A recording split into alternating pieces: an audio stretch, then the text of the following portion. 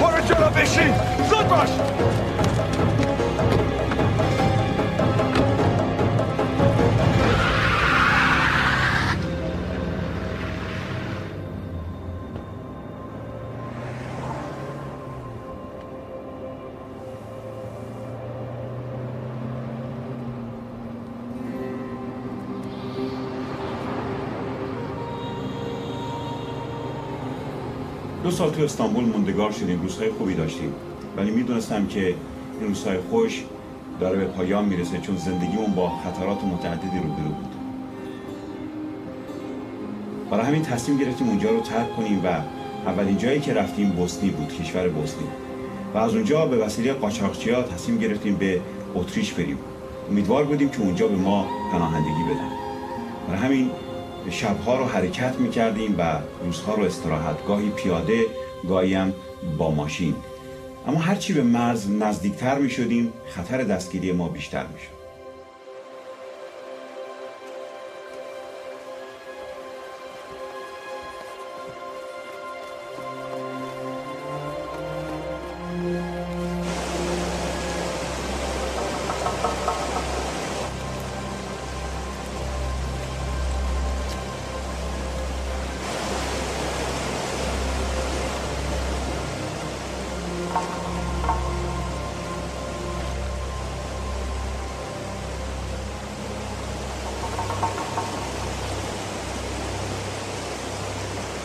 Jedno po jedno. Nemate nedržíte na jednaš. Super. یک نفر از روی این رد بشید. یکی.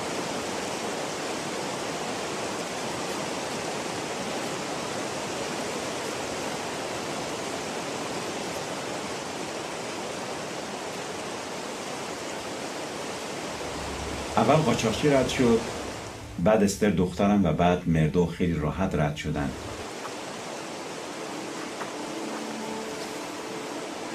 اما مطمئن نبودم که جوزف بتونه راحت و با اطمینان رد بشه. نگران جوزف بودم. یواش پسرم. ببین این بچه است. بذار منم باهاش برم. برو پسرم.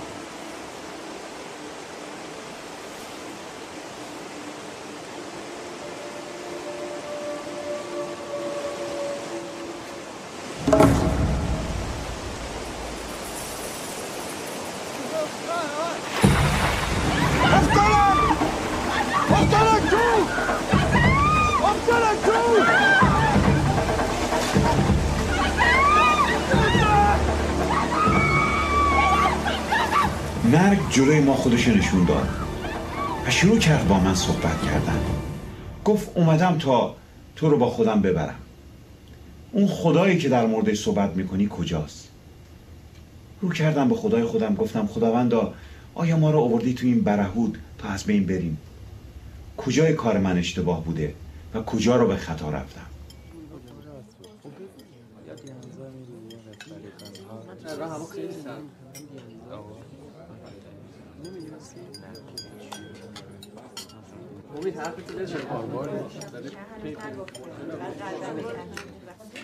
هی خسرو نونو بده. بچه‌ها به نظر شما قیافه این خسرو مثل مرد متحرکای تو فیلم‌های آمریکایی نیست؟ نه بابا، فقط باید خسرو جان یکم بیشتر غذا بخوره. به مادرتون گفتم از اون غذاهایی که من به باباتون میدادم اینجور سر حال و چاق و چله است، برای خسرو جانم بپزه تا اینم خوب و سر حال بشه. هی خسرو کجایی؟ باید برم سر کار. سر کار؟ تو الان باید دانشگاه باشی. از شما که بیشتر پول در میارم. من اگه پول در میارم به خاطر اینه که دارم درس میخونم، نه اینکه مثل بعضیا درس رو ول کنم و برم سراغ کار، اونم تازه کار تو شرکت تلفن. بسه دیگه، ساکت، بسه بچه‌ها. وقتی پدر بزرگتون مرد، خدا بیامرزه، سر تشییع جنازهش همه گریه کردن به جز خسرو. بچه‌م خیلی ناراحت بود اون موقع. تو از کجا میدونی؟ خودش برام گفتش. به من که هیچ وقت هیچی نگفت. من سر کار یه دوست داشتم افسردگی داشت. خب معلومه دیگه. چی معلومه؟ خسرو افسردگی داره. باید برای پسرمون دنبال یه دختر خوب بگردیم. دختر عمش، دختر داییش. خسرو فقط همینو میخواد. فرزین آخر نگفتی بابتون دوست چی شد؟ چه بلایی سرش اومد؟ خب خودکشی کرد.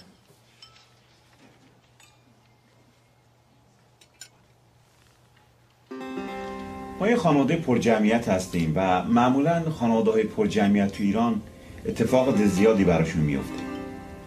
تا اون زمان خانواده من اشکای منو ندیده بودن و همه فکر میکردن من یک شخص بی احساس هستم. اما روز به روز داشت اوضاع من بدتر و بدتر میشد. خواستم از طریق قوانین و شریعت خدا به خدا نزدیک بشم. از طریق خوندن کتاب‌های مختلف، شرکت تو مراسم‌های مختلف می‌خواستم ببینم خدا کجاست، ولی او رو پیدا نمی‌کردم. یه احساس عجیبی داشتم، اون خلأ درونیم هیچ جوری پر نمی‌شد. تا اینکه یک روز داشتم قدم می‌زدم و می‌رفتم سر کار، از جلوی یک کلیسای رد شدم که همیشه از اونجا عبور می‌کردم. اما فرقش این دفعه این بود که یک صدایی از داخل اون کلیسا منو به طرف خودش صدا می‌کرد.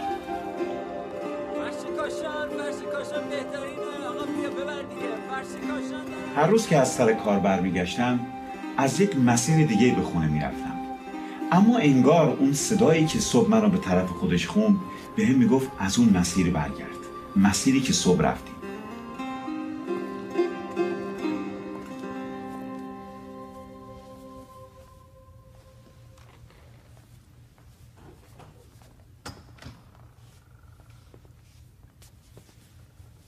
ببخشید خانم، کسی اینجا نیست؟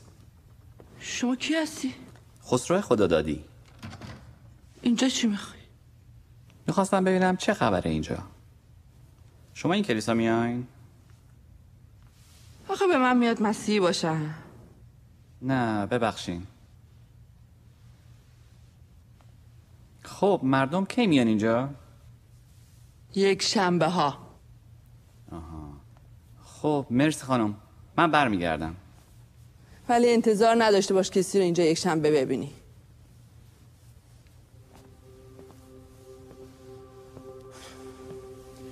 تا اون روز یادم نمیاد که اشتیاق رسیدن چیزی یا روزی رو داشته باشم، نه برای تولدم، نه برای فارغ التحصیلیم و نه هیچ روز دیگه برام زیاد مهم نبود. برای اولین بار بود که مشتاق بودم یک روز برسه، اونم روز یک شنبه. خانش اتفالت ربنونه وبرونو صورة خايمة بتالك زبابة ومارلي حال السامي باين آزن مبسمن بیو. وارد کلیسا که شدم تعدادی پیرزن و پیرمرد مسلم رو دیدم و شخصی مردی که داشت اونجا صحبت میکرد. هیچی اون روز دستگیرم نشد چون نمیدونستم به چه زبانی داره صحبت میکنه. بعدم فهمیدم که این شخص به زبان آسوری که زبان اقلیت‌های مسیحی ایرانه صحبت میکنه.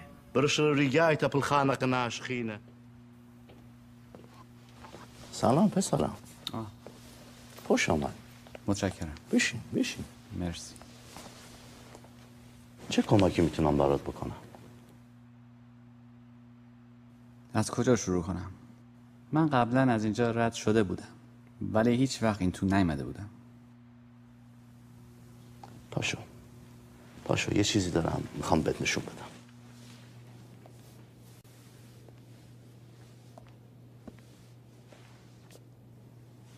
انجیل شریف؟ موضوعش چیه؟ این مهمترین کتابیه که بهت میدم. داستان زندگی عیسی به زبان خودته. وقتی اینا رو خوندی برگرد بیا اینجا دوباره منو ببین. گاهگداریم اگه بخندی بد نمیشه. حالا بریم.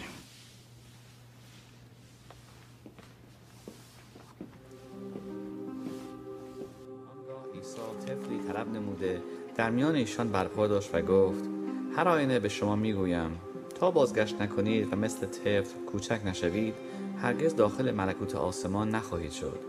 پس هر که مثل این بچه کوچک خود را فروتن سازد همان در ملکوت تمام عهد جدید رو خوندم، اما همون آدم قبلی بودم و هیچ چیزی در من عوض نشده بود. اما باز شروع کردم از اول خوندن. بارها و بارها این کار رو کردم با اینکه احساس میکردم هیچ تغییری در من صورت نگرفته، اما انگار یه چیزی و یه کسی به من میگفت که بخون و ادامه بده و من این کار رو بارها تکرار کردم.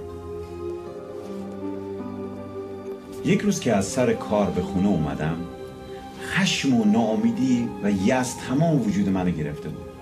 احساس میکردم هیچ چیز و هیچ کس نمیتونه منو کمک کنه و من در تنهایی تمام و کامل هستم.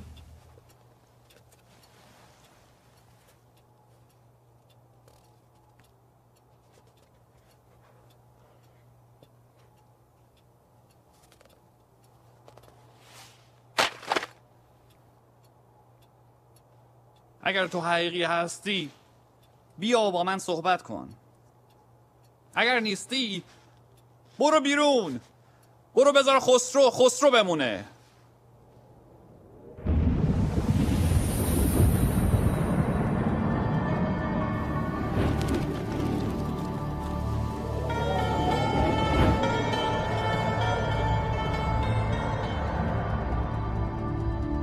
دستتو به من بده و زندگیت عوض میشه.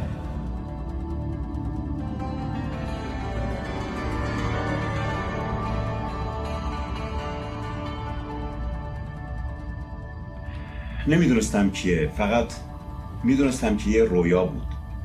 خواب نبودم، چون خودم کتاب رو پرت کرده بودم گوشه بود.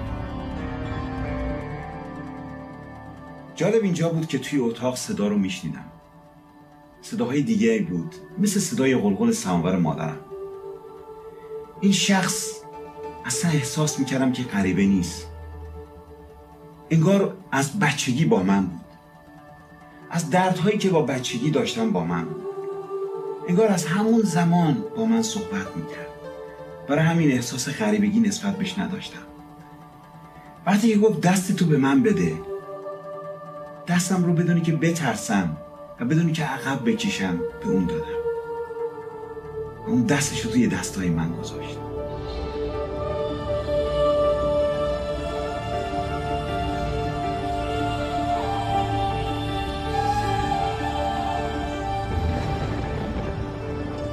دستامو به طرفش دراز کردم و دستش روی دستم گذاشت. احساس عجیبی داشتم. انگار از سر انگشتام یک برقی تمام وجودم رو گرفت. تمام بدنم خیس شده بود و احساس خیلی خوبی داشتم. اون پوسته قدیمیم ترکیده بود و از شخصیت قدیمیم ریخ و تبدیل به یک انسان جدیدی شدم.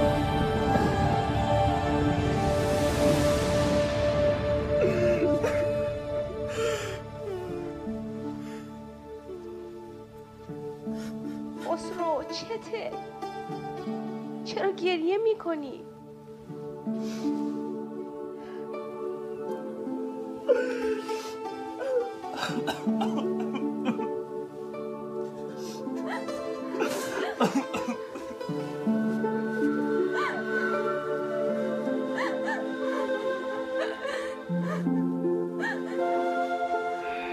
فکر میکنم که اون لحظه‌ای که دیدمش تمام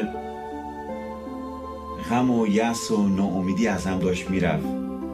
یه شادی ابدی که همیشه به دنبالش بودم داشت به من میومد. تمام دردها داشت میرفت، تمام فشارها داشت میرفت، تمام اون زخمایی که روی من بود و باعث شد که یک شخص خیلی خشن نشون داده بشم داشت از بین میرفت و به جاش شادی خدا میومد. چشمامو که باز کردم همه چیز و همه کس قشنگ شده بود. همه چیز به نظرم عالی می اومد. پدر مادرم، خونه قدیمیمون، حتی اون حوض قدیمی که توی حیاط خونمون بود چقدر به نظرم زیبا بود با اون ماهیای قرمز و قشنگی که داخلش بود. همه چیز برای من عوض شده بود و تازه شده بود. خسرو جان، تو تولد تازه داری. تو الان یک خلقت تازه توی عیسی مسیح هستی.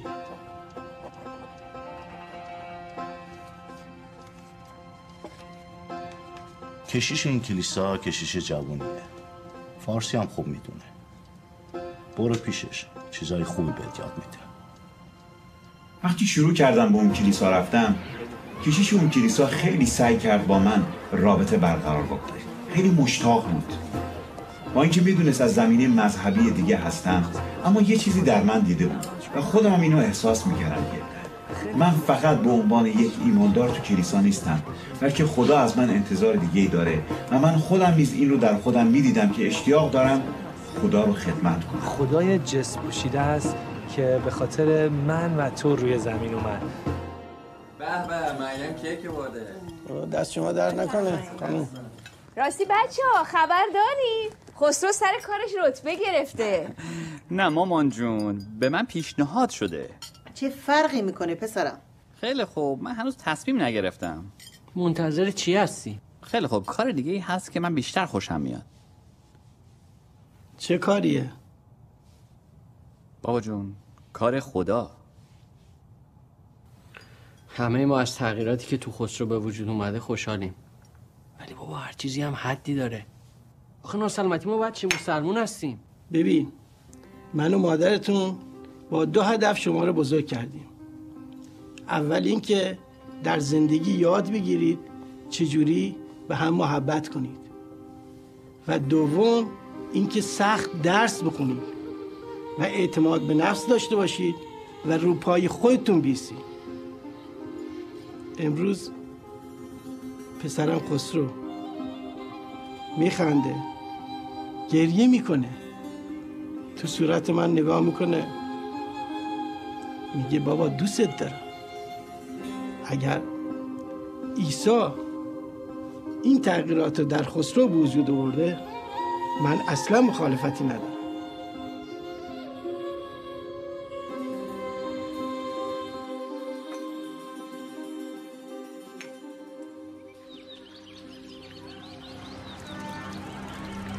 عیسی به من گفته میخواد من مثل یک سرباز باشم. و تو تصمیم گرفتی؟ هرچی که عیسی بگه. من کارمو ول کردم.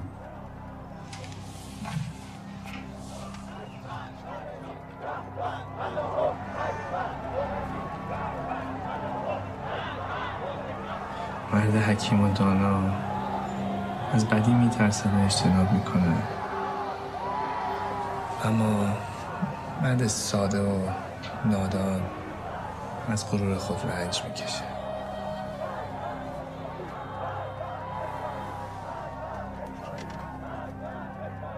ایران دچار تغییرات خسرو.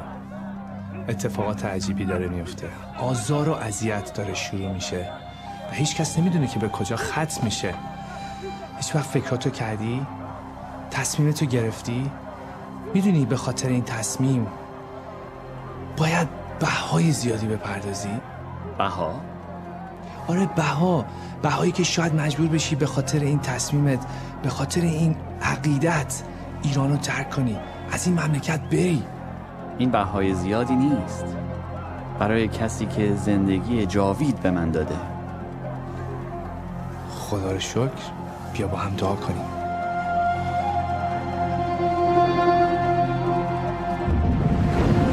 سر رو پیدا کرده. بگیره.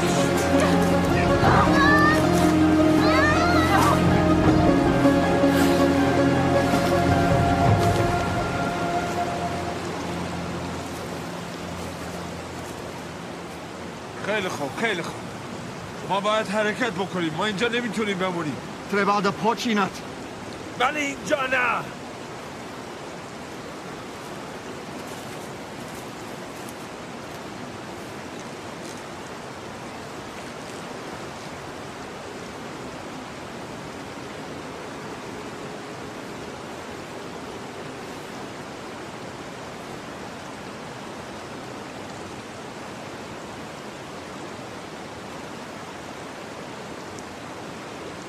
چجوری؟ پسرتو پیدا کردی؟ یک کسی دست من گذاشتش.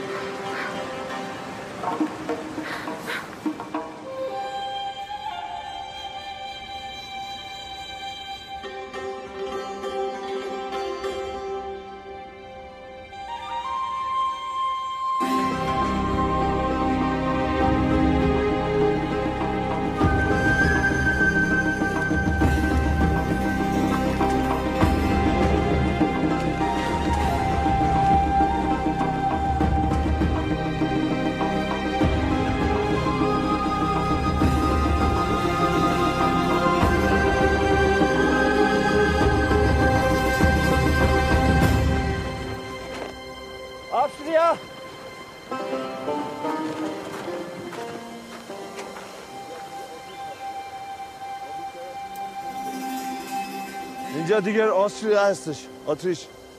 ما بیشتر از این دیگه نمیتونیم بریم. از اینجا به بعد شما خودتون باید برید. مرسی. خداحافظ.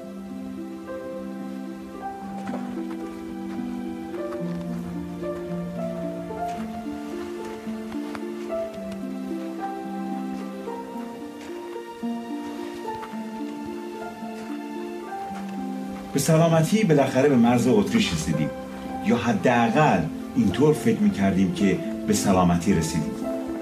تازه وارد خاک اتریش شده بودیم که پلیس ما رو دستگیر کرد. هنوز عرقمون خشک نشده بود.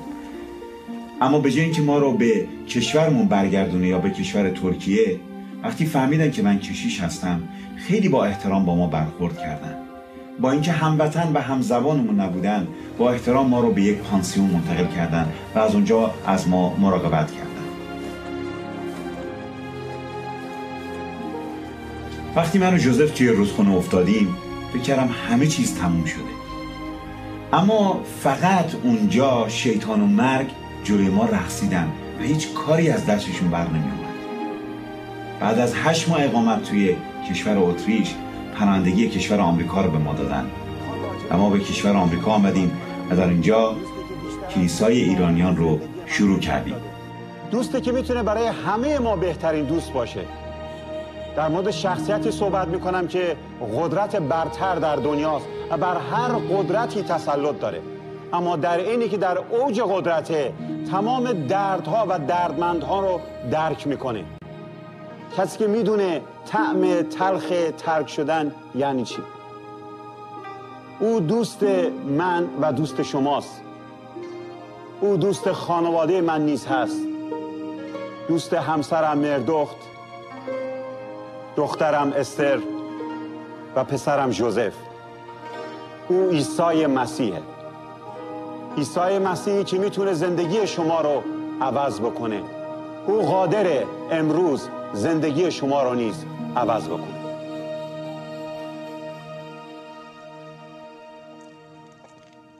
یک دنیای پوچ، یک آینده بدون امید. این بود اوضاع روزانه برای یک جوانی به نام خسرو خدادادی. هیچ کس، حتی خانواده‌اش، او را در حال گریه کردن ندیده بودند. نه تنها گریه، بلکه در حال خندیدن و نشان دادن هیچ گونه احساساتی هم ندیده بودند. به نظر می رسید که او فقط نفس می کشه اما زندگی نمی کنه. آیا شما هیچ وقت اینطور احساسی داشتید؟ آیا هیچ وقت احساس کردید که فقط دارید زندگی می کنید اما نه زندگی واقعی؟ فقط منتظر هستید که روزی زندگی به پایان برسه و همه چیز به زودی تمام بشه. دوست عزیز، لزومی نداره که داستان زندگی شما اینطوری ختم بشه. زندگی شما باید پر از معنی و مفهوم و هدف باشه. عیسی مسیح آمد تا به هر یک از ما این زندگی واقعی رو بده. در انجیل خداوند قول زندگی پر و لبریز شده را به همه میده. خسرو جوان نیز وقتی تصمیم گرفت که قلب و فکر خود را به خداوندی عیسی مسیح باز کنه، همین وعده خدا در انجیل رو تجربه کرد. دعوت خدا برای خسرو به صورت یک دست بود که به سوی او دراز شد. نه فقط یک دست، بلکه دست نجات دهنده، دست خدای زنده که میخواست به خسرو آینده‌ای پر از امید بده. خسرو دست خود را به سوی اون دست دراز کرد و زندگیش از آن روز به بعد عوض شد. دوست عزیز، همان خدایی که در دنیای خسرو جوان وارد شد میخواد در زندگی شما نیز بیاد. او میدونه درست در چه موقعیتی هستید و در چه حالی زندگی میکنید. او اضطراب‌ها، ترس‌ها و درد دل‌های شما رو میدونه. او به زمان و مکان و زبان و مذهب خاصی محدود نیست. او همه مردم رو به طور یکسان دوست داره. او شما رو دوست داره. او میخواد که دوست شما باشه. میخواد که نجات دهنده شما باشه. آیا حاضری دست او رو بگیری؟ شاید با شما در خواب یا رویا ملاقات بکنه، شاید هم نه، اما میخواد با شما باشه. دوست عزیز، هر که هستی، در هر کجا که هستی، اگر نام عیسی رو از ته قلب و با صداقت صدا بزنی، او 100% جواب میده. شاید سوال کنید که چگونه او رو صدا کنم؟ چه کاری باید انجام بدم؟ اگر میخواید این نجات دهنده بی‌نظیر رو ملاقات کنید که زندگی خسرو رو عوض کرد، میخوام من به شما کمک کنم این کار رو امروز انجام بدید. بدونید که خدا هم مشتاقانه منتظر ملاقات با شماست. دست او، بلکه قلب او دراز شده تا دست شما رو بگیره. همین حالا این دعا را با من بکنید. این کلمات رو پس از من از ته قلب تکرار کنید. خدای محبت داره گوش میکنه. او هیچ کس رو که با صداقت و راستی به سوی او بیاد رد نمیکنه. هر کاری که شما کردید یا نکردید فرقی نمیکنه. خداوند میخواد که شما رو در آغوش گرم خودش بگیره. اگر شخص مذهبی بودید، خدا نمیخواد به شما مذهب بده، بلکه میخواد خودش رو به شما بده. شاید شخص مذهبی نبودید و حتی از چشم مذهب رد شدید و کافر خوانده شدید. شاید خود شما خدا رو رد کردید، اما بدونید خدا شما رو رد نکرده.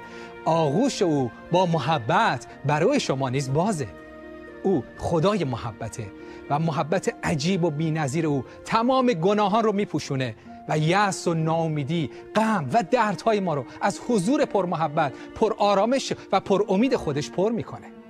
بیایید با هم دعا کنیم. بیایید تا نام خداوند رو با هم صدا بزنید. اینطور دعا کنید: خداوندا، تو رو شکر میکنم که منو دوست داری. عیسی مسیح، تو رو به قلب و زندگیم دعوت میکنم تا غمها، ناامیدیها، افسردگی‌های منو برداری. به من امید بده، به من زندگی تازه بده. تو رو شکر میکنم و باور دارم هر که به تو ایمان بیاره از نو متولد میشه و زندگی تازه‌ای رو شروع میکنه. تو رو شکر میکنم امروز منو پذیرفتی و به من قلب و زندگی تازه دادی. در نام عیسی مسیح، آمین. عزیزان، اگر این دعا رو کردید، بدونید جواب خدا بله است. از امروز زندگی تازه‌ای رو شروع کردید. قلب شما، زندگی شما از محبت، آرامش، امید او پر شده. پس از امروز شما مال خداوند هستید و عیسی مسیح مال شماست.